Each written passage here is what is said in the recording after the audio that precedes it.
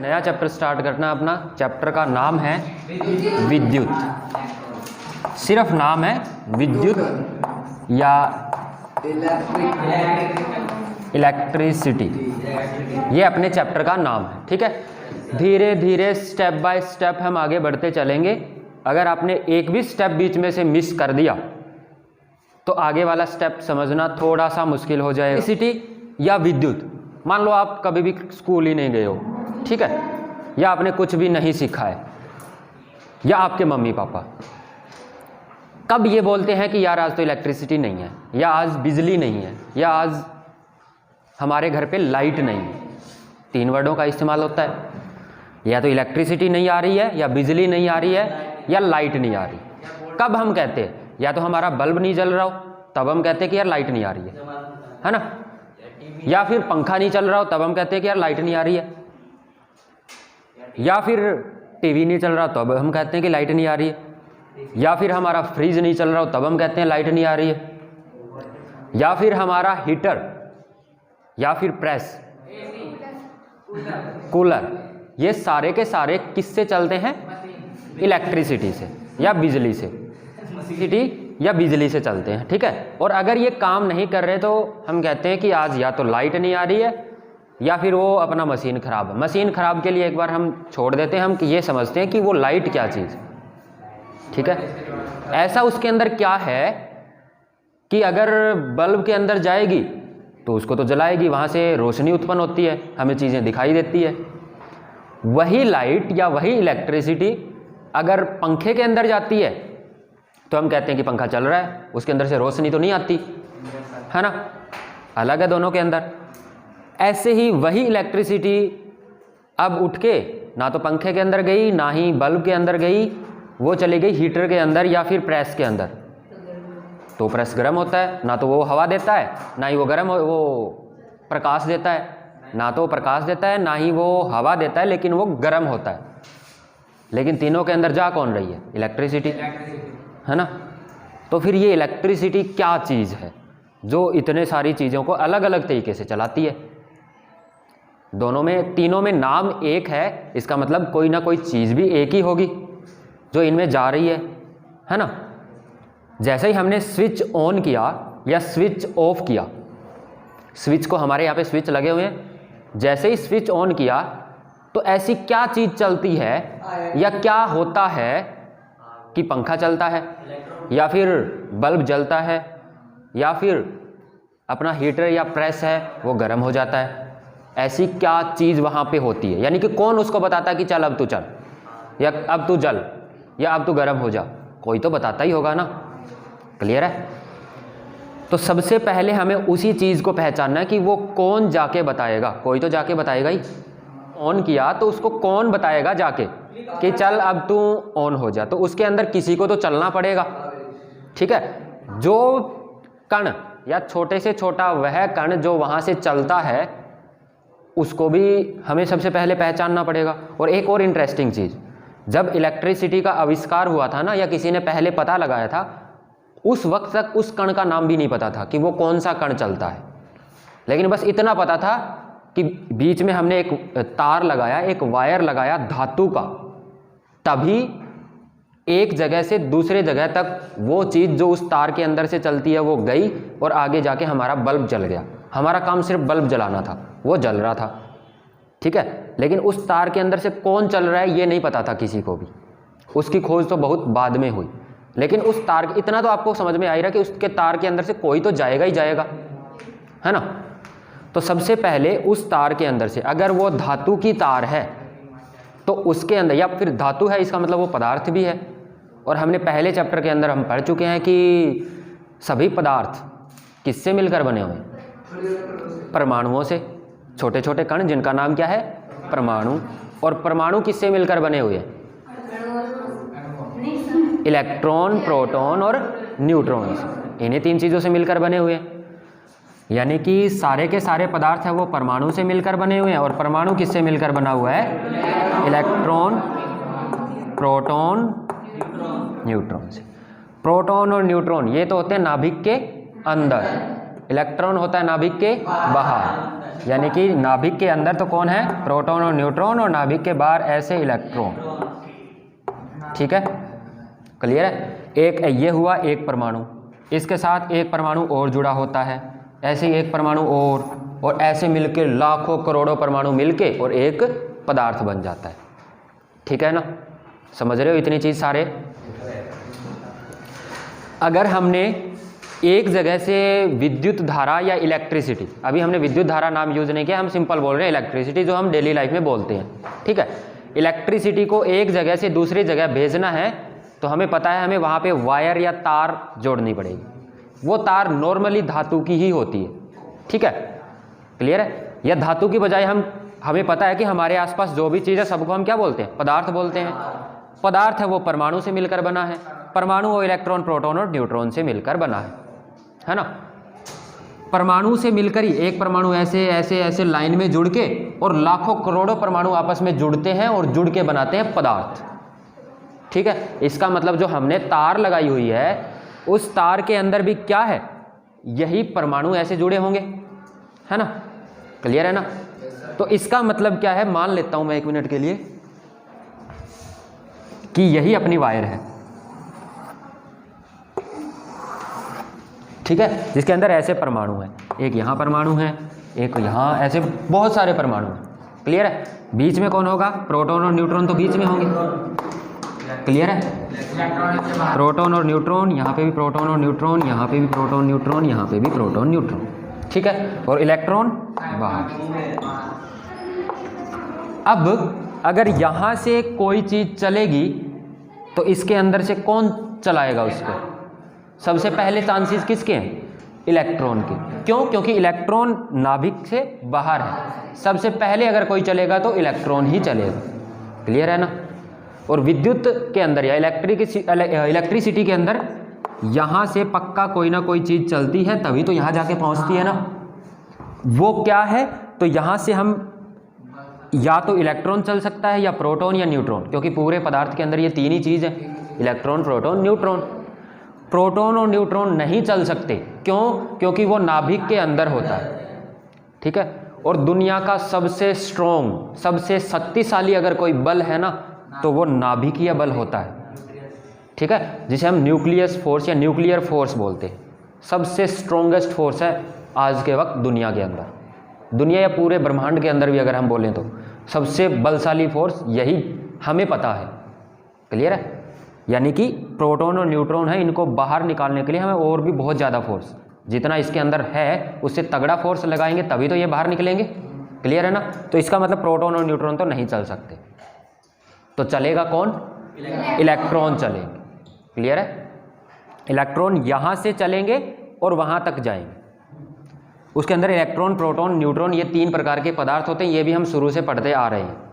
ठीक है, आप कोई भी इलेक्ट्रिसिटी की वायर देखोगे, तार देखोगे, जहाँ पे भी आपको, जैसे कि आपको कह रहा है कि बाकी सारी जगह तो इलेक्ट्रिसिटी आ रही है, सिर्फ फ्रिज के अंदर नहीं आ रही है, तो आप क्या देखोगे, उसकी वायर ही देखोगे कि उसकी तार तो कहीं से ख़राब नहीं है और कहीं से तार ही पक्का टूटी हुई मिलती है ना।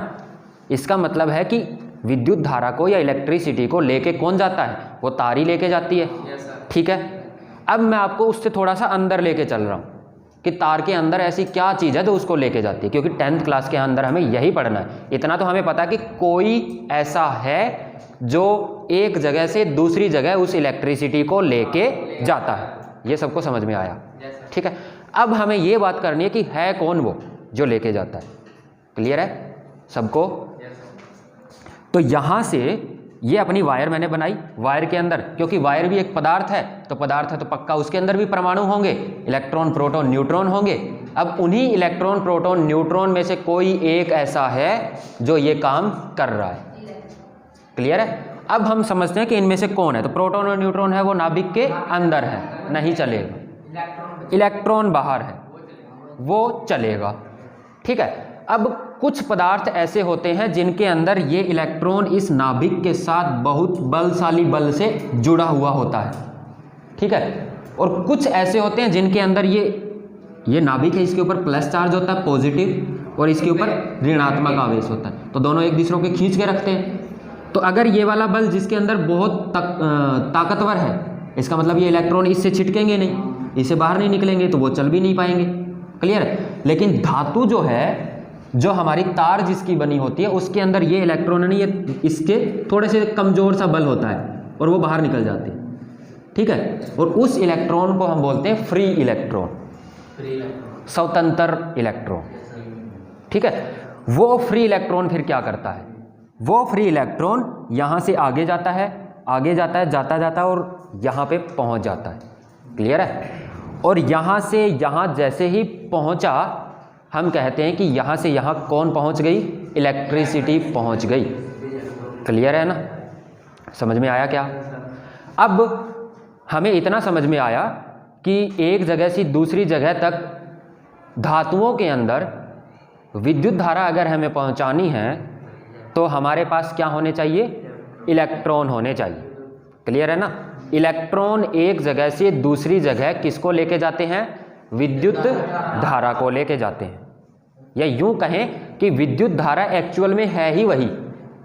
जब कोई भी इलेक्ट्रॉन अगर चलने लग जाए तो हम कहते हैं कि वहाँ पे विद्युत धारा है। क्लियर है ना। तो विद्युत धारा को पहचानने का तरीका ये हुआ कि इलेक्ट्रॉन अगर चल रहे हैं, अब इस वायर के अंदर अगर इलेक्ट्रॉन चल रहे हैं तो हम कहेंगे इसके अंदर विद्युत धारा है, और अगर इलेक्ट्रॉन नहीं चल रहे हैं तो विद्युत धारा नहीं है। क्लियर है।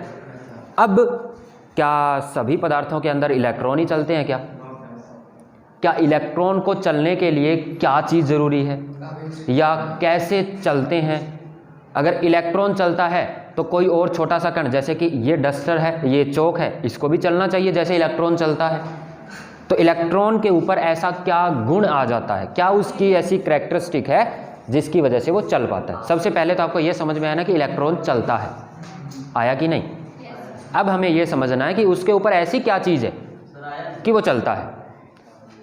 तो जब हमने ये देखा तो कोई भी पदार्थ कुछ स्पेसिफिक कंडीशन के अंदर या तो वो किसी चीज़ से दूर भागने लगता है या उसकी तरफ खींचने लगता है अपने आप। तो हमने उस गुण को नाम दे दिया आवेश। कोई भी पदार्थ नाम अपना क्या है, एक आवेश। क्लियर है। आवेश क्या होता है पहले यही समझते हैं। ये आवेश किसी भी पदार्थ के ऊपर, अपने चारों ओर जो भी चीज़ है उसको हम क्या बोलते हैं, पदार्थ। अगर उस पदार्थ के ऊपर ये आवेश आ जाता है तो वो जो वस्तु है वो किसी दूसरी वस्तु को या तो अपनी तरफ खींचने लगती है या फिर अपने से दूर भगाने लगती है। इसका मतलब आवेश कितने प्रकार का हुआ, 2 प्रकार का। और उन दोनों प्रकारों को हमने नाम क्या दे दिया, प्लस और माइनस। ठीक है। नाम कैसे दिया ये समझ में आया कि पदार्थ है, पदार्थ के ऊपर ये गुण आता है, उसका आता कैसे वो हम बात करने वाले हैं, लेकिन उनके ऊपर गुण आ जाता है जिसकी वजह से मान लो ये 2 पदार्थ है। ठीक है। ये दोनों पदार्थ के ऊपर अगर आवेश आ गया है तो इनके अंदर ये आ जाएगा कि या तो ये इसको, इस वाले पदार्थ को अपनी तरफ ऐसे खींचने लगेगा या फिर अपने से दूर भगाने लगेगा। तो 2 प्रकार के आवेश हुए ना। एक प्रकार का आवेश तो वो जिसके अंदर ये अपनी तरफ खींचेगा, और एक दूसरी प्रकार का आवेश वो जिसमें दूर भगाए। आवेश का मतलब समझ में आया। आवेश पदार्थ का वह गुण है जिसकी वजह से या तो वो दूसरे पदार्थ को अपनी तरफ खींचने लगता है या फिर दूसरे पदार्थ को अपने से दूर भगाने लगता है। क्लियर है ना। इसी गुण को हमने नाम दे रखा है क्या, आवेश। लेकिन ये पदार्थ के अंदर आवेश जिसकी वजह से वो वस्तु को या तो अपनी तरफ खींचने लगेगा या दूर भगाने लगेगा। ये आवेश 2 प्रकार का होता है, प्लस और माइनस, धनात्मक आवेश और ऋणात्मक आवेश। अब किस कंडीशन में वो दूर भगाता है, किस कंडीशन में वो अपनी तरफ खींचता है। तो जब 2 वस्तु समान आवेश की होंगी, बिल्कुल बराबर, यानी इसके ऊपर धनात्मक है तो इसके ऊपर भी कैसा, धनात्मक, इसके ऊपर ऋणात्मक है तो इसके ऊपर भी कैसा, ऋणात्मक, यानी कि समान आवेश है, तब वो एक दूसरे को दूर भगाएंगे, जितना हो सके उतना दूर भगाएंगे। क्लियर है ना। कैसे, समान आवेश एक दूसरे को दूर भगाते हैं और इसी को हम बोलते हैं वो प्रतिकर्षित करते हैं, या इंग्लिश में बोलते हैं रिपल्सन, एक दूसरे को रिपेल करते हैं। क्लियर है। हिंदी में इसको बोलते हैं प्रतिकर्षण करना, या और भी आसान भाषा में इसको बोलते हैं दूर भगाना। क्लियर है, समझा इतना। अब अगर एक दूसरे के अपोजिट आवेश है, यानी ये प्लस और ये माइनस है, या फिर ये प्लस और ये माइनस है, तो एक दूसरे को अपनी तरफ खींचते हैं। क्लियर है ना? यानी कि आकर्षित करते हैं, या फिर यूँ बोले अट्रैक्ट करते हैं एक दूसरे को। तो यहाँ से हमारे आवेश के दो नियम हुए। एक नियम तो ये कि अगर दोनों पे समान आवेश है तो एक दूसरे को अपनी तरफ खींचेंगे, दूर भगाएंगे। एक दूसरे पे समान आवेश है तो दूर भगाएंगे, और अगर अपोजिट अलग आवेश है तो एक दूसरे की तरफ खींचेंगे। क्लियर है? अब मैं कहूँ कि ये चौक और डस्टर है, इस डस्टर को, इस चौक को अपने से दूर भगाना है, क्या करना होगा? हाँ, हमें क्या करना होगा? इसके ऊपर भी प्लस आवेश डालना होगा, इसके ऊपर भी प्लस, तो ये इसको दूर भगा देगा। यानी कि ये अगर इसको चलाना है आपको बिना इसको छुए, तो हम कैसे चला सकते हैं? दोनों के ऊपर समान आवेश करके और इसको ऐसे दूर भगा सकते हैं। क्लियर है? या फिर इसके और इसके ऊपर समान है तो ये दूर भागने लग जाएगा। क्लियर है? और अगर इसको इसकी तरफ, इसके पास बुलाना है तो इन दोनों के ऊपर अपोजिट आवेश डाल देंगे, ये इसके पास आ जाएगा। समझ रहे हो इतना सब? अब बात आती है कि ये आवेश आता कैसे है। इतना तो आप समझ गए कि इसके ऊपर आवेश आएगा तभी एक दूसरे को या तो दूर भगाएंगे या पास खींचेंगे। किसकी वजह से? आवेश की वजह से। अब हम बात करते हैं कि यह आवेश आता कैसे है, कहाँ से आता है, सबसे छोटे से छोटी क्या चीज़ है जिसकी वजह से आवेश आ जाएगा। ठीक है? तो इसके अंदर सबसे पहले आवेश आता कहाँ से है? तो इसके अंदर या तो कुछ ऐसी चीज़, अब आपको पता है कि ये डस्टर है, ये भी किससे मिलकर बना हुआ है? Electron, proton, neutron. ये भी किससे मिलकर बना हुआ है? इलेक्ट्रॉन, प्रोटॉन, न्यूट्रॉन से। और हमें ये भी पता है इलेक्ट्रॉन के ऊपर आवेश होता है ऋणात्मक, प्रोटॉन के ऊपर आवेश होता है धनात्मक, और न्यूट्रॉन के ऊपर कोई आवेश नहीं होता। ठीक है? अब ये जो चौक होल्डर है, इसके ऊपर कोई भी आवेश नहीं है, लेकिन इसके अंदर इलेक्ट्रॉन, प्रोटॉन, न्यूट्रॉन तो है ना? इलेक्ट्रॉन के ऊपर माइनस आवेश है, प्रोटॉन के ऊपर प्लस आवेश है, लेकिन इस पूरे के ऊपर कोई आवेश नहीं है। कॉन्सेप्ट को थोड़ा सा समझना। इसका मतलब इसके अंदर क्या चीज़ है? इसके अंदर सिर्फ न्यूट्रॉन है, इलेक्ट्रॉन, प्रोटॉन नहीं है। सही है क्या ऐसा, या गलत है? हाँ या ना? गलत है। क्यों? क्योंकि हमें पता है इसके अंदर परमाणु है, और परमाणु है इसका मतलब इसके अंदर इलेक्ट्रॉन, प्रोटॉन, न्यूट्रॉन है। तो फिर ऐसा क्या है कि इसके अंदर टोटल आवेश तो जीरो है। इसका मतलब ये है कि इसके अंदर जितने प्लस वाले आवेश है ना, उतने ही माइनस वाले आवेश है, यानी दोनों बराबर है एक दूसरे के। तो टोटल आवेश कितना हो जाएगा?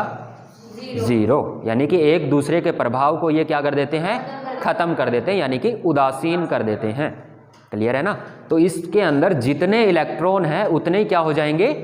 प्रोटॉन हैं। क्लियर है? इसलिए इसके ऊपर कोई आवेश नहीं है। समझ रहे हो? अब अगर इसके ऊपर मुझे आवेश लाने हैं तो कैसे लाऊंगा? हाँ, यानी कि हमें क्या करना है? या तो इसके अंदर से एक प्लस वाले को बाहर निकाल देना है, तो इसके अंदर कौन कम हो जाएगा? प्लस कम हो जाएगा, माइनस ज़्यादा हो जाएगा। तो जो ये पदार्थ है इसके ऊपर आवेश कौन सा आ जाएगा? माइनस आवेश आ जाएगा। प्लस वाला तो हमने कम नहीं किया, माइनस वाला कम कर दिया, तो फिर इसके ऊपर कौन सा आवेश आ जाएगा? प्लस आवेश आ जाएगा। समझ रहे हो ये चीज़? किसी भी पदार्थ के ऊपर अगर आपको आवेश लेके आना है तो आवेश उसके अंदर पहले से मौजूद है, लेकिन वो आवेश क्या है? न्यूट्रलाइज, यानी कि बराबर संख्या में है। और हम क्या करते हैं? उसको बस इतना करते हैं कि एक के अंदर से प्लस वाले कम कर देते हैं, एक के अंदर वाले माइनस कम कर देते हैं। क्लियर है? अब आपको पता है प्लस वाले कम करोगे तो किसको निकालना होगा? प्लस वाले कम करने वाले हैं। प्लस वाले कम करना है, प्लस को निकालेंगे, और प्लस किसके ऊपर होता है? प्रोटॉन के ऊपर। प्रोटॉन किसके अंदर होता है? नाभिक के अंदर। इसका मतलब प्रोटॉन को निकालना मुश्किल है ना? तो किसको निकाल सकते? किसको निकालते हैं? सिर्फ इलेक्ट्रॉन को ही निकालता, वही निकलेगा। प्रोटॉन को निकालना बहुत मुश्किल है। ठीक है ना?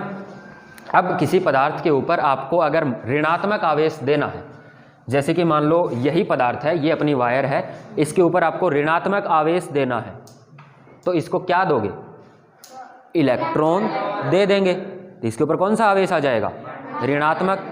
इसके ऊपर धनात्मक आवेश देना है, इलेक्ट्रॉन निकाल लेंगे, धनात्मक आवेश। ये हमने कहाँ पढ़ा था?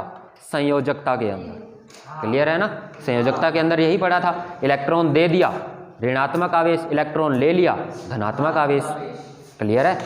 तो कभी भी हम प्रोटॉन नहीं निकाल पाते। हाँ, वो तरीका सही है कि अगर हमने प्रोटॉन निकाल लिया तो वहाँ पे ऋणात्मक आवेश हो जाएगा, प्रोटॉन दे दिया तो वहाँ पे धनात्मक आवेश हो जाएगा। बात तो ये सही है, लेकिन हम निकाल नहीं पाते। क्यों नहीं निकाल पाते? क्योंकि वो नाभिक के अंदर है बहुत, और यहाँ पे बहुत शक्तिशाली बल है। क्लियर है? तो यहाँ पे हमने क्या सीखा? हमने ये सीखा कि आवेश क्या होता है, पहली चीज़। आवेश कितने प्रकार का होता है, दूसरी चीज़। और उसके बाद हमने सीखा कि किसी भी पदार्थ को अगर आवेशित करना है, यानी उसे आवेश देना है, तो आप कैसे आवेश दोगे? इलेक्ट्रॉन उसको दे देंगे या इलेक्ट्रॉन उससे ले लेंगे। क्लियर है सबको? समझ में आया? अब ये इलेक्ट्रॉन लिया या दिया कैसे जा सकता है? सबसे सिंपल तरीका ये है, इसके अंदर इलेक्ट्रॉन, प्रोटॉन, न्यूट्रॉन ही है, और बाहर, सबसे बाहर कौन होंगे? इलेक्ट्रॉन। अगर आपने इसको ऐसे रगड़ दिया तो इसके जो इलेक्ट्रॉन है ना वो इसमें चले जाएंगे, या फिर इसके इलेक्ट्रॉन इसमें चले जाएंगे। ठीक है? 1 मिनट के लिए मान लेते हैं कि इस वाले इलेक्ट्रॉन इसके अंदर चले गए हैं, तो इसके ऊपर कौन सा आवेश आ जाएगा? माइनस। और यहाँ पे कौन सा आवेश आ जाएगा? प्लस। और ऐसा होता है। आप अभी कर सकते हो, एक पेंसिल लो, बालों के अंदर रगड़ो और फिर कागज़ के पास लेके आओ, वो कागज़ को अपनी तरफ खींचने लग जाएगा। कौन? इलेक्ट्रॉन है वो या तो इससे इसमें चले जाते हैं या फिर इससे इसमें चले जाते हैं। ठीक है? और एक के ऊपर प्लस आवेश आ जाता है और एक के ऊपर माइनस आवेश आ जाता है। और जैसे ही उसके ऊपर आवेश आया, वो दूसरी वस्तु को अपनी तरफ खींचना शुरू कर देता है या उसे दूर भगाना शुरू कर देता है। समझ में आया क्या इतना? सबको?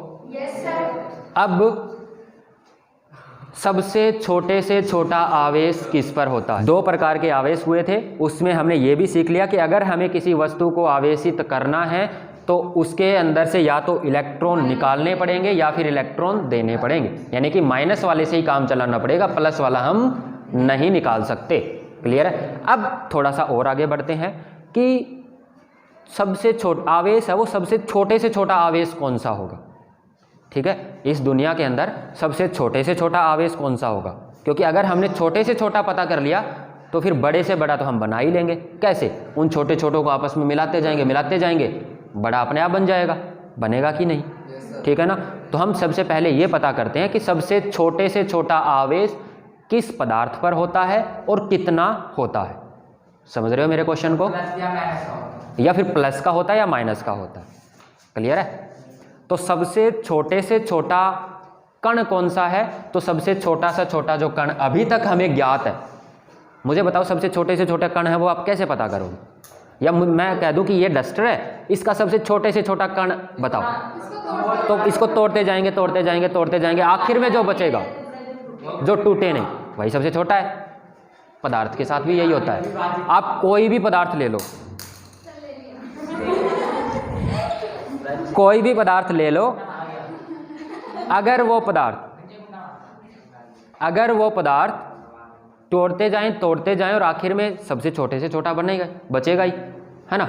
तो हमारे आसपास आपको जितने भी पदार्थ दिख रहे हैं ना, इनमें से किसी भी एक पदार्थ को हम उठाएं और उसे तोड़ते जाएं तो आखिर में एक छोटा सा सबसे छोटा कण जो बचता है, जो टूटता नहीं है, वो ये है।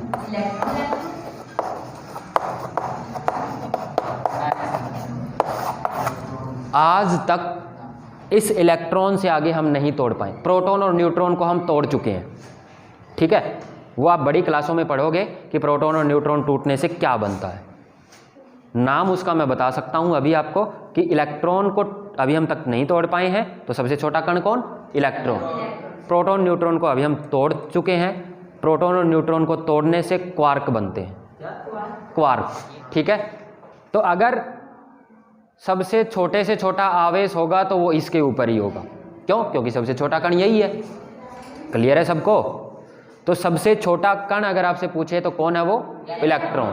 और सबसे छोटा आवेश या सबसे कम से कम आवेश किसके ऊपर होगा? इलेक्ट्रॉन के ऊपर होगा। परमाणु का, और परमाणु किसका है? पदार्थ का। तो ये इलेक्ट्रॉन भी किसका सबसे छोटे छोटा कण है? पदार्थ का। क्लियर है? तो पदार्थ का सबसे छोटे से छोटा कण कौन है? इलेक्ट्रॉन। क्लियर है? अब इस इलेक्ट्रॉन के ऊपर जो आवेश होगा वही सबसे छोटे से छोटा होगा। ठीक है? और हमने एक्सपेरिमेंट के द्वारा सिर्फ इस इलेक्ट्रॉन का आवेश नाप लिया, बाकी सब का हम अपने आप नाप लेंगे। क्यों? क्योंकि बाकी के अंदर हमें पता, जैसे कि हमने इलेक्ट्रॉन का आवेश नाप लिया, अब मैं आपको कह दूं कि मुझे बताओ हाइड्रोजन के ऊपर कितना आवेश होगा। तो हाइड्रोजन के अंदर कौन होता है? एक इलेक्ट्रॉन होता है, एक प्रोटॉन होता है। इलेक्ट्रॉन का आवेश हमें पता ही है, नाप लेंगे। क्लियर है? और एक चीज़ और इंटरेस्टिंग, हाइड्रोजन इलेक्ट्रिकली उदासीन होता है कि नहीं होता है? कोई भी परमाणु उदासीन होता है? उदासीन होता है ना। तो अगर हमने इलेक्ट्रॉन का आवेश मान लिया तो उतना ही आवेश प्रोटॉन का होगा या नहीं होगा? होगा ना, तभी तो कोई परमाणु उदासीन होगा। तो हमें सिर्फ इलेक्ट्रॉन को नापने की जरूरत पड़ी, प्रोटॉन का हमने तुरंत कह दिया कि जितना इलेक्ट्रॉन का आवेश है उतना ही किसका है? प्रोटॉन का आवेश है। ये चीज़ थोड़ी सी कॉम्प्लिकेटेड है, लेकिन अगर आप एक बार समझ गए तो इससे आगे वाली चीज़ें सिंपली समझ जाओ। अब सबसे छोटा कण अगर इलेक्ट्रॉन है तो हमें अगर आवेश नापना है तो अगर इलेक्ट्रॉन का नाप लेंगे तो बाकी अपना काम बन गया, क्योंकि हमें पता है सभी पदार्थों के हमने परमाणु की संख्या माप रखी है। और परमाणु की संख्या क्या होती है? इलेक्ट्रॉन की संख्या, प्रोटॉन की संख्या, ये तो परमाणु संख्या होती है। जैसे कि हाइड्रोजन की परमाणु संख्या 1, हीलियम की परमाणु संख्या 2। हीलियम की परमाणु संख्या 2 मतलब उसके अंदर 2 ही प्रोटॉन 2 इलेक्ट्रॉन। इसका मतलब एक इलेक्ट्रॉन का आवेश हमें पता है तो 2 इलेक्ट्रॉनों का आवेश पता चल जाएगा। इसका मतलब हमें हीलियम के ऊपर कितना आवेश है पता चल जाएगा। क्लियर है ना? यानी कि हम इलेक्ट्रॉन के आवेश की क्यों बात कर रहे हैं, समझ में आ रहा है कि नहीं सबको? हाँ। तो अब सबसे छोटा कण इलेक्ट्रॉन। अब इस इलेक्ट्रॉन के ऊपर आवेश को नापा गया कि इसके ऊपर कितना आवेश है, या होता भी है कि नहीं होता है। तो इसके ऊपर आवेश होता है। अब किसी भी पदार्थ के ऊपर आवेश होता है, ये आप कैसे पहचानोगे? उसके पास एक दूसरा पदार्थ लेके जाओ, अगर वो उसको खींच लेता है या दूर भगा देता है तो हम कह देते हैं कि उसके ऊपर क्या है? आवेश है। बहुत सिंपल तरीका है पहचानने का, है ना? ऐसे ही इलेक्ट्रॉन के पास लेके गए तो इलेक्ट्रॉन ने दूर भगा दिया या अपनी तरफ खींच लिया, इसका मतलब उसके पास क्या है? आवेश है। अब हमें उसको नापना है। ठीक है? तो एक साइंटिस्ट थे मिलिकन, उसका नाम था मिलिकन। उसने एक बहुत फेमस एक्सपेरिमेंट किया। उस एक्सपेरिमेंट का नाम था मिलिकन ऑयल ड्रॉप एक्सपेरिमेंट। ठीक है? मिलिकन ऑयल ड्रॉप एक्सपेरिमेंट, ये 11th क्लास के अंदर आता है कि उसने कैसे वो एक्सपेरिमेंट किया था। लेकिन फिलहाल हमें इतना याद रखना है कि मिलिकन ने ये एक्सपेरिमेंट किया था और एक्सपेरिमेंट के द्वारा ये पता की थी। ठीक है? तो इसके ऊपर जो इलेक्ट्रॉन के ऊपर जो आवेश है वो हमें सिर्फ वो आवेश याद रखना, उसका मान होता है 1.6 ×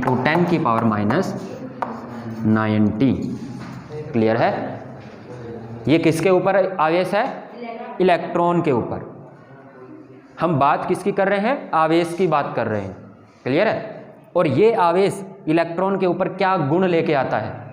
तो या तो वो खींचने लगता है इलेक्ट्रॉन या फिर दूर भगाने लगता है दूसरे पदार्थों को। यही गुण क्या कहलाता है? आवेश कहलाता है। क्लियर है? ये किसके ऊपर आवेश है? इलेक्ट्रॉन के ऊपर। अगर हमें ये पता तो हमें सभी पदार्थों के ऊपर आवेश पता है, इलेक्ट्रॉन और प्रोटॉन से। अब बताओ इलेक्ट्रॉन के ऊपर ये आवेश है तो प्रोटॉन के ऊपर कितना होगा? इतना ही होगा।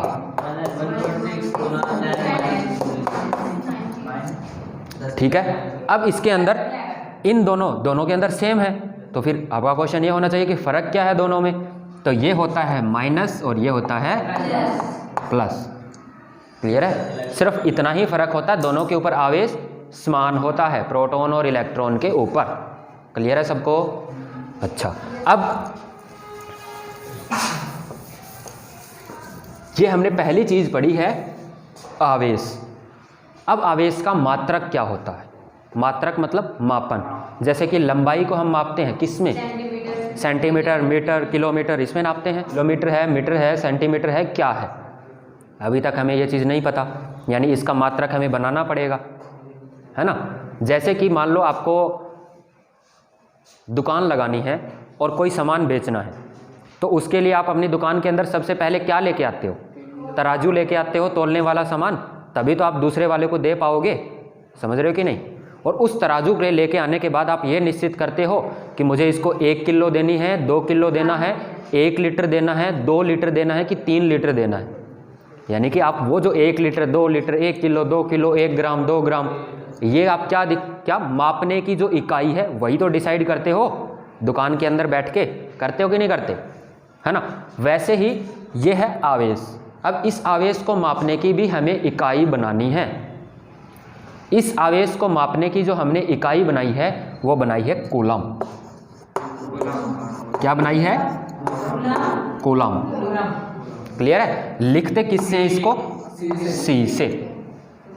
क्लियर है? ये क्या है? आवेश का मात्रक या आवेश को मापने की इकाई। कूलम, कूलम बोलो या कूलम बोलो, ठीक है। अब इसका सिंबल क्या है? सी। अब एक चीज़ यहाँ पे इंटरेस्टिंग और याद रखने वाली, वो ये एसआई मात्रक, ये मात्रक है ना, ये एसआई मात्रक है या इकाई है, ठीक है। इसको हम मात्रक भी बोल सकते हैं। क्लियर है? याद रखना, ये जो प्रतीक मैंने बताया है, क्या ये बड़ा सी है कि छोटा सी? ये कभी भी बदलेगा नहीं। अगर आपको बोल दिया जाए कि आवेश का मात्रक क्या है, तो कूलम ऐसे लिखोगे, और अगर उसका प्रतीक लिखना तो हमेशा क्या लिखोगे? कैपिटल सी ही लिखोगे। याद रहेगी इतनी चीज़। अगर इसको छोटा सी कर दिया तो फिर वो कूलम नहीं बनेगा, कुछ और बनेगा। क्यों? क्योंकि आपने देखा है छोटा सी कहाँ लगता है? सेंटीमीटर में। सेंटीमीटर में बन गया ना वो, इसलिए। और ये काम कहाँ आएगा? तो जब हम न्यूमेरिकल स्टार्ट करेंगे, वहाँ न्यूमेरिकल के अंदर ये जो मात्रक है ना, यही आपको काम आएंगे। कैसे काम आएंगे? तो अगर कहीं पे ये लिख दिया है 1 सी, तो आप आगे सी लगते ही समझ जाओगे ये क्या है? आवेश की बात हो रही है, ठीक है ना। तो ये मात्रक आपको किस में मदद करेंगे? ये मात्रक आपको आवेश को पहचानने में मदद करेंगे। क्लियर है? ऐसे ही आगे हम और भी बहुत सारी चीज़ें पढ़ने वाले हैं। विद्युत धारा भी पढ़ने वाले हैं, वोल्टेज यानी कि पोटेंशियल डिफरेंस, ये सारी चीज़ पढ़ने वाले हैं। उनके भी अलग अलग मात्रक होंगे। क्लियर है? कि ये कूलम है, ये कितना होता है, या फिर यूँ कहें कि 1 कूलम कितना होता है। क्लियर है? हमें पता है। अच्छा, एक चीज़ और, इलेक्ट्रॉन के ऊपर ये क्या है? आवेश। तो इसके आगे यहाँ क्या लगना चाहिए? सी लगना चाहिए, ठीक है ना। जैसे अगर ये द्रव्यमान होता तो यहाँ पे क्या लगता? किलोग्राम। सिंपल है। तो यहाँ पे क्या लगना चाहिए? सी। यहाँ पे भी क्या लगना चाहिए? सी। समझ आया कि नहीं? अगर आपके पूछ लिया जाए कि इलेक्ट्रॉन पे आवेश कितना है, तो अगर इतना लिख दिया तो गलत होगा, ठीक है ना। अगर ये लिखोगे तभी ये जाके क्या बना? आवेश बना। अगर मैं इस सी को हटा के यहाँ पे केजी कर दूंगा तो ये क्या बन जाएगा? द्रव्यमान बन जाएगा। क्या बन जाएगा? ये द्रव्यमान बन जाएगा। ये है इस मात्रक की पावर या शक्ति, ठीक है ना। ये जो आगे लगा होगा वही वो बनेगा। तो यहाँ पे हमें क्या लगाना पड़ेगा? सी लगाना पड़ेगा, अगर आवेश की आप बात कर रहे हो तो। समझ रहे हो कि नहीं सारे? हाँ। अब हमें बात करनी है कि 1 कूलम कितना होता है। क्लियर है? ठीक है। या फिर यूं कहें कि 1 कूलम के अंदर कितने इलेक्ट्रॉन आएंगे तब जाके 1 कूलम बनेगा। सबसे छोटे से छोटा आवेश क्या है? ये है, ठीक है ना। अब इससे जो बड़े होंगे वो बाकी किससे मिलकर बनेंगे? इसी आवेश से मिलकर बनेंगे। तो आपको ऐसा भी पूछा जा सकता है कि 1 कूलम कितना होता है, या फिर ये भी पूछा जा सकता है कि 1 कूलम के अंदर कितने इलेक्ट्रॉन आएंगे तब जाके 1 कूलम बनेगा, ठीक है। तो अब हम देखते हैं 1 कूलम में कितने इलेक्ट्रॉन होते हैं, या 1 कूलम कितना आवेश होता है। तो सबसे पहले आपको पता है कि 1 इलेक्ट्रॉन के ऊपर, इलेक्ट्रॉन का हम प्रतीक है आज के बाद ऐसे लिखेंगे, इलेक्ट्रॉन, इसके ऊपर आवेश क्या? माइनस, ठीक है। 1 इलेक्ट्रॉन के ऊपर आवेश कितना होता है?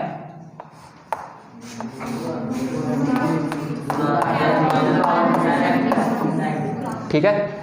किसके अंदर? 1 इलेक्ट्रॉन के अंदर इतने कूलम हैं। क्लियर है? अब इसको मैं ये कहूं, या इसको मैं एक लाइन में लिखता हूं, देखो।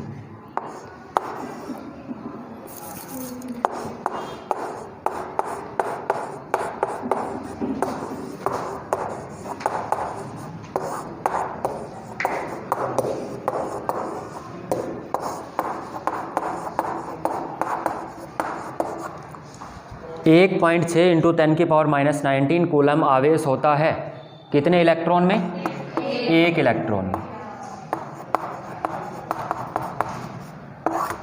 ठीक है, कितना कूलम? इतना। अगर यहां पे मैं कर देता हूं 1 कूलम आवेश,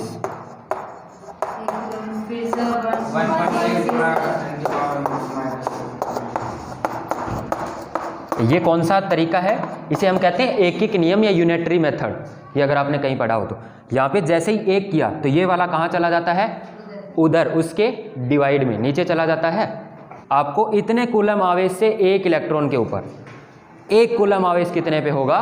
तो ये होगा 1 डिवाइड बाय 1.6 इंटू 10 की पावर, ठीक है, इतने इलेक्ट्रॉन मिलेंगे तब कितना बनेगा? 1 कूलम आवेश बनेगा। समझ आ रहा है कि नहीं ये चीज़? अब इसको आप सोल्व कर लो। अब इसको सोल्व कैसे करना है? 1.6 इंटू 10 की पावर -19। थोड़ा सा मुझे लग रहा है आपको ये कन्फ्यूज़न लगेगी कि यहाँ पे इसको कैसे सोल्व करें। तो जो ये पावर वाली है ना, ये नीचे से ऊपर या ऊपर से नीचे लेके जाते हैं तो क्या करते हैं हम?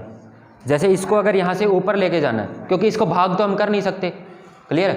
तो इसको या तो ऊपर से नीचे या नीचे से ऊपर, बस इतना ही कर सकते हैं, क्लियर है ना? अगर इसको यहाँ से ऊपर लेके जाएंगे, भाग, अब ये नीचे है भाग में, इतना तो समझ में आ रहा है सबको।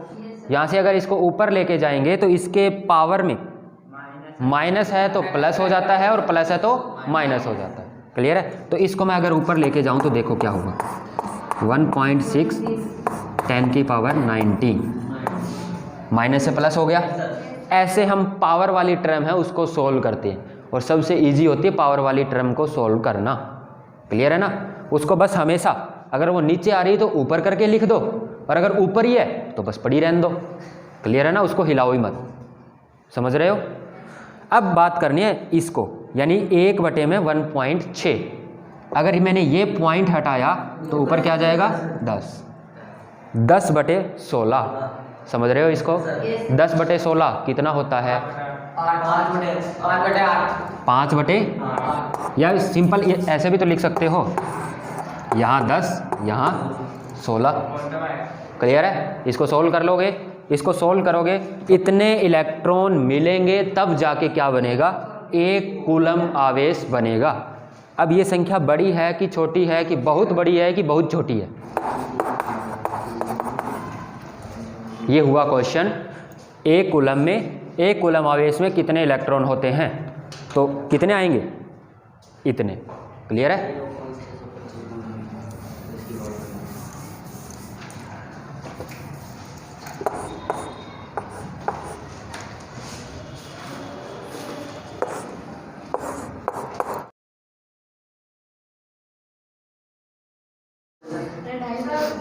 यहाँ तक हमने क्या कर लिया है? हमने ये कर लिया है आवेश क्या होता है, ठीक है, कितने प्रकार का होता है, सबसे छोटा आवेश किस पर होता है, आवेश का मात्रक क्या है।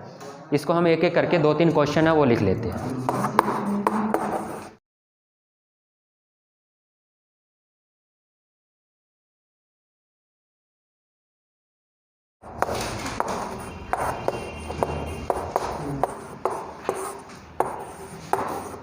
+1, क्लियर है?